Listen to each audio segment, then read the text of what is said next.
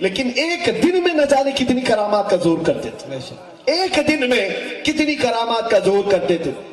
بلکہ ایک صاحب وہ فرماتے ہیں کہ میں پولیس میں نوکری کرتا تھا اور نوکری کرتے کرتے میں ہانگ کانگ چلا گیا، پھر آسٹریلیا یا امریکہ چلا گیا، میرے ساتھ یہاں کا ایک نوجوان بھی تھا، جنگیں ہوئی، واپس آیا، واپس میں آ گیا، وہ نوجوان نہیں آیا۔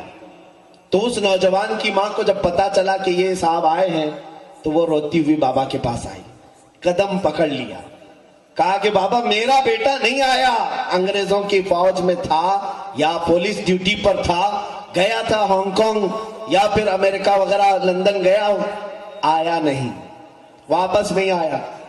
حضرت تاج بابا رحمت اللہ تعالیٰ علیہ سے وہ کہنے لگی جب تک میرا بیٹا دو گے نہیں میں یہاں سے جاؤں گی، جب تک نہیں لوٹاؤ گے میں نہیں جاؤں گی۔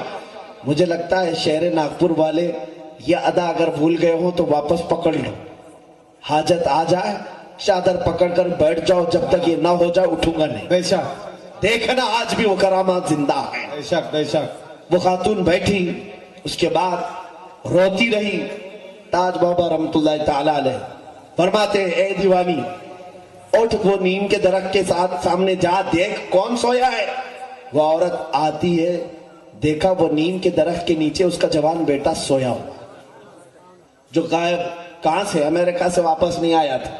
اس کو اٹھایا، چمٹایا، گلے سے لگایا، پوچھا تو کہاں تھا میرے عزیز، میرے لال، اتنے دن غائب ہو گیا۔ وہ لڑکا کہنے لگا ماں جنگ میں شریک ہوا تھا، ہانگ کانگ کی جنگ کے بعد میں جرمنی چلا گیا، میں نے سوچا کہ وہاں کچھ دن گزار لوں، ہوٹل میں وہاں پر کچھ کھا رہا تھا، ایک بزرگ آئے اور وہ بزرگ قلندر صفت سے مجھے ایک تماچا مارا اور کہا اے لڑکے تو یہاں عیاشی کر رہا ہے، تیری ماں وہاں تیرے گھر پر رو رہی ہے۔